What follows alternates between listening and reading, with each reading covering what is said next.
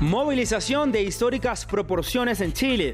Alrededor de 1 millón de personas se tomaron las calles de la capital de forma pacífica, en la que se ha denominado en redes sociales como la marcha más grande de Chile.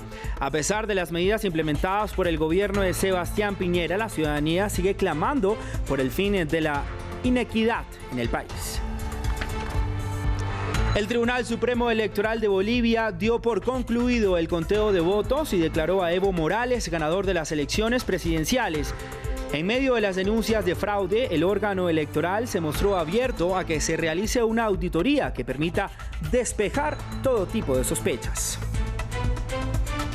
Al menos 40 personas murieron el día de hoy y más de 2.000 resultaron heridas a nivel nacional en Irak, donde también se registran protestas donde los ciudadanos reclaman más servicios básicos y medidas anticorrupción en el país.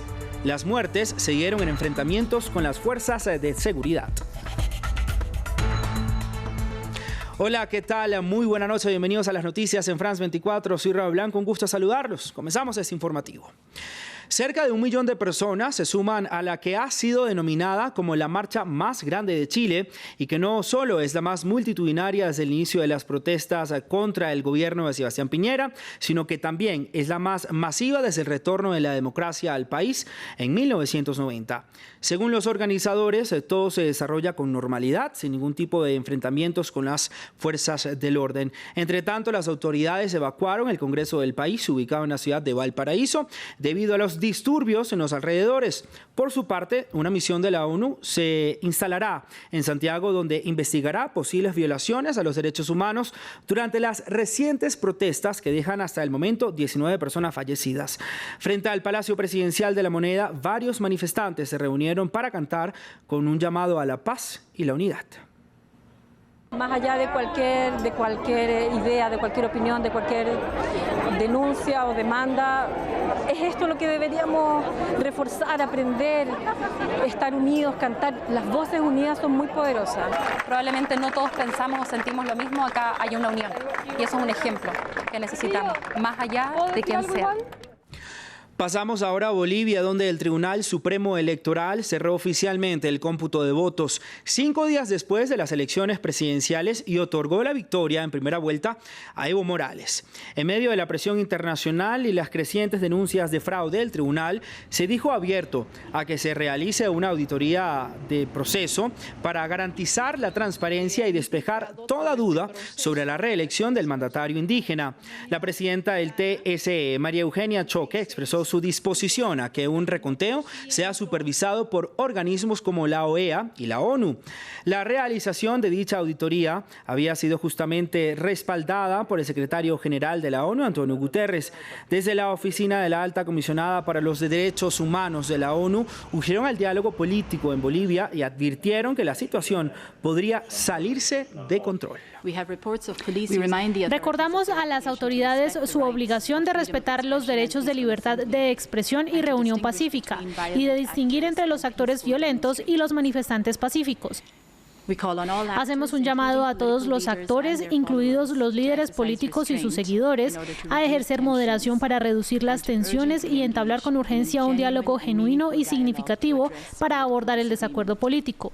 De lo contrario, existe un grave riesgo de que la situación se salga de control. Para analizar este tema, saludo en este momento a Jerko Jijic Crosa, experto y cronista político. Señor Crosa, muy buena noche. Gracias por estar con nosotros aquí en France 24. El gobierno del Tribunal Supremo Electoral de Bolivia aceptaron que organismos internacionales como la ONU verifiquen la transparencia de las elecciones con un reconteo de votos. Ahora, ¿esto es sinónimo de que efectivamente existió una transparencia en estas elecciones? Buenas noches y gracias por la entrevista. Ante tu primera pregunta, no. No existió un modelo de transparencia que es parte de lo que se llama integridad electoral.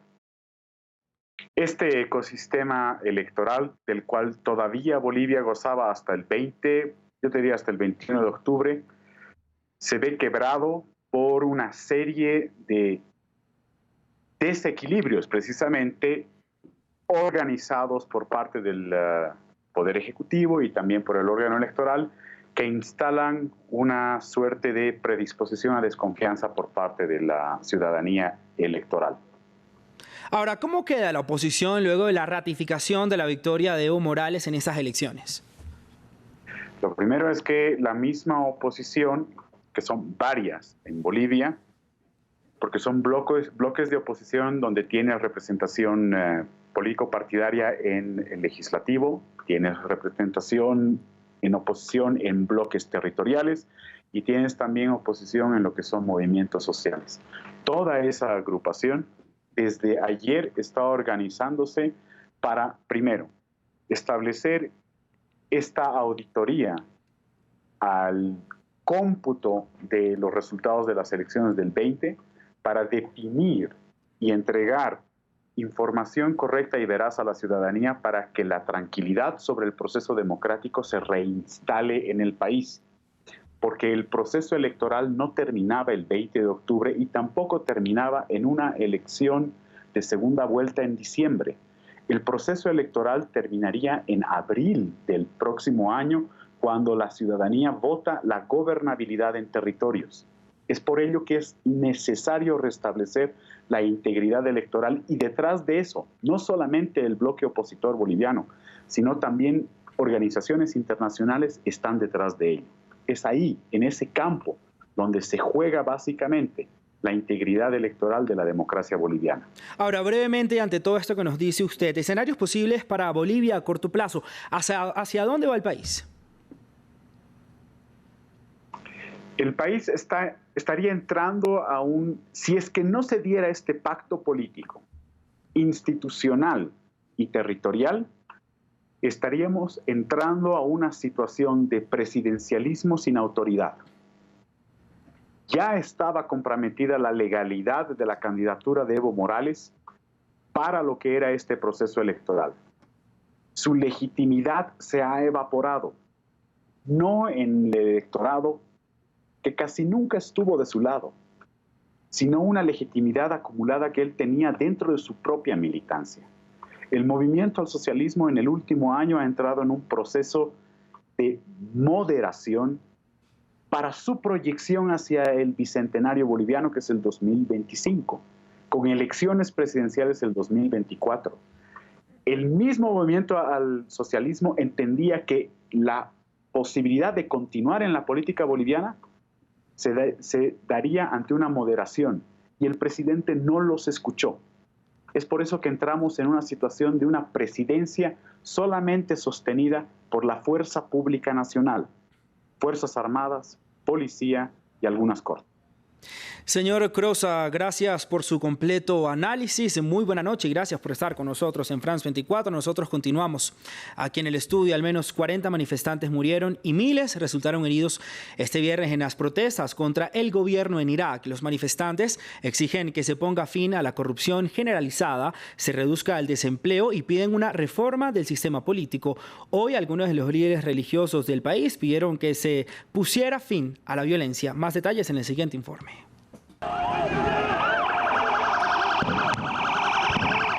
Hubo caos y muerte en las calles de Bagdad. Los manifestantes se enfrentaron a las fuerzas de seguridad. Unas 1000 personas marcharon desde la Plaza Tahrir de Bagdad hacia la zona verde fortificada del gobierno. Las autoridades se movilizaron para detenerlo usando gases lacrimógenos y fuerza física. El principal clérigo chiita de Irak usó su sermón del viernes para pedir calma. Hacemos un llamado a nuestros queridos manifestantes y a los queridos miembros de nuestras fuerzas de seguridad para que respeten estrictamente las medidas pacíficas y no permitan el uso de la fuerza, la violencia, los disturbios y el vandalismo. Los activistas salieron de las calles para conmemorar un año desde que el primer ministro Abdel Mahdi llegó al poder. El viernes también marcó una fecha límite fijada por la máxima autoridad chiita del país para que Mahdi promulgara una serie de reformas. No solo pedimos electricidad, no solo pedimos agua, son derechos legítimos que el gobierno debe otorgar. Pedimos que el gobierno renuncie y que se cambie la Constitución. Los manifestantes culpan a los funcionarios corruptos y a la élite política de no hacer lo suficiente para mejorar los estándares de la vida de ciudadanía. En un discurso televisado, el primer ministro de Irak, Mahdi, prometió una reorganización de los ministros y que los salarios de los legisladores se reducirían a la mitad. La dimisión del gobierno hoy, sin proporcionar una alternativa constitucional, significaría desatar el caos en el país. Pero en las calles de Bagdad no hay señales que esas promesas puedan calmar los disturbios. Las manifestaciones que han sacudido también al Líbano desde hace una semana en contra de la presunta corrupción de la élite gubernamental y la profunda crisis económica se tornaron violentas este viernes. Partidarios de Hezbollah chocaron con manifestantes en el centro de Beirut, lo que obligó a la policía antidisturbios a intervenir. Durante los enfrentamientos, los seguidores de Hezbollah defendieron al líder de dicha organización, Hassan Nasrallah, quien también ha sido señalado de corrupción. Horas después, fue justamente Nasrallah quien envió un mensaje televisado urgiendo a sus adeptos a mantenerse alejados de las protestas. Aseguró que la situación actual del Líbano puede conducir a una guerra civil. Ante la dificultad monetaria, económica y de vida, ante las tensiones políticas locales y en la región y en la sombra de lo que podría ser un objetivo internacional y regional, el vacío lleva al caos y el vacío lleva al colapso. Siento miedo por el país. Tenemos miedo que pueda haber alguien que quiera tomar al Líbano y crear tensiones políticas, sociales y de seguridad que podrían llevar a una guerra civil. Cambiamos de información. Los 27 países de la Unión Europea acordaron dar una nueva prórroga al Reino Unido para evitar un Brexit sin acuerdo el 31 de octubre. Sin embargo, aún no hay acuerdo sobre una fecha precisa. Con ese escenario sobre la mesa, la Cámara de los Comunes votará el próximo lunes la petición de elecciones anticipadas del primer ministro Boris Johnson, que aspira a unos comicios el próximo 12 de diciembre. La Unión Europea espera el resultado de dicha votación para decidir si otorga un aplazamiento hasta finales de enero de 2020 o si da un plazo más corto. Johnson necesita el apoyo del opositor Partido Laborista para lograr dar luz verde a unas elecciones anticipadas. Vamos ahora a California, Estados Unidos, donde no dan tregua los incendios. El gobernador de ese estado, Gavin Newsom, declaró el estado de emergencia en los condados de Sonoma y Los Ángeles. En Sonoma, el incendio llamado Kincade ha consumido casi 9,000 hectáreas, mientras que en el sur del estado, cerca de la ciudad de Los Ángeles, el incendio Tick, que ha quemado unas 1,700 hectáreas, se estima que unas 50,000 personas recibieron órdenes de evacuar sus viviendas en el norte de Los Ángeles. El nuevo cómic de Asterix, La hija de Vercingétorix, se estrena este jueves en todo el mundo. Es el número 38 de la saga y por primera vez en sus 60 años de historia cuenta con una heroína en el centro de la historia. Más detalles en el siguiente informe. Conozcan a Adrenalina, la hija adolescente del jefe Galo Vercingétorix. Es una mujer fuerte y decidida y está a punto de poner el mundo de Asterix patas arriba. Por primera vez en los 60 años de existencia de la saga, el cómic número 38 de las aventuras del Galo Indomable pone un personaje femenino en el centro de la trama. En los libros anteriores casi no había personajes femeninos. Y eso es porque la mayoría de los lectores eran hombres o niños, no mujeres. Asterix y la hija de Vercingétorix es el cuarto libro del escritor Jean-Yves Ferry y del ilustrador Didier Conrad. Tomaron el relevo de los creadores originales Albert Uderzo y René Goscinny, cuya hija Anne ha estado supervisando el trabajo. Oui, je pense que Adrénaline est certes dans l'air du temps. Creo que Adrenalina está definitivamente en sintonía con los tiempos modernos, pero también encaja con el espíritu de la saga. Es un personaje que mi padre pudo haber reinventado. C'est presque un personnage que mon père aurait pu inventer. Los cómics de Asterix, creados en 1959, han vendido más de 370 millones de ejemplares en todo el mundo. Además de estar traducido a más de 100 idiomas, los libros han inspirado una docena de películas y series de dibujos animados. Y para los fanáticos entonces de Asterix ya tienen una nueva saga que comprar. Hasta aquí este informativo de France 24. Continúen con nosotros. Feliz viernes, feliz fin de semana.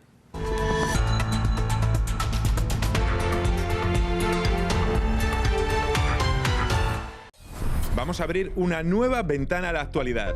Cada semana en esta mesa